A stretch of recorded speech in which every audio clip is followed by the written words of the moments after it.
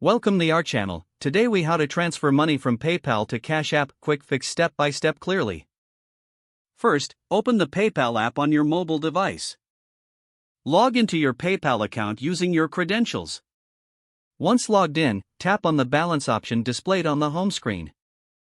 Next, select Transfer Money. Choose the Transfer to Bank option.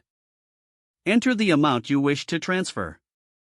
Select your linked bank account as the destination for the transfer. Confirm the transfer details are accurate. Tap on Transfer to initiate the process. Wait for the transfer to complete, which may take a few minutes to a few hours. Now, open the Cash App on your mobile device. Log into your Cash App account using your credentials.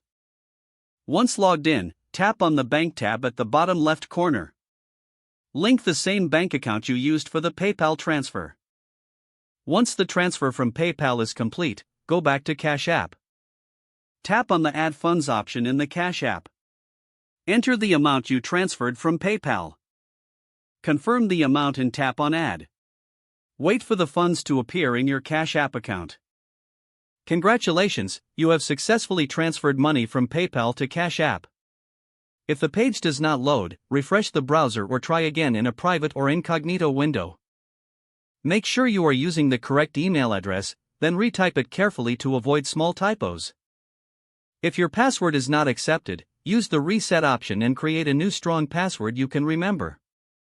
Check your spam folder for verification or security emails, then complete any requested confirmation steps.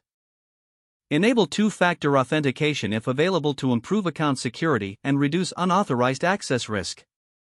After signing in, review your profile details so your contact information and settings are accurate and current.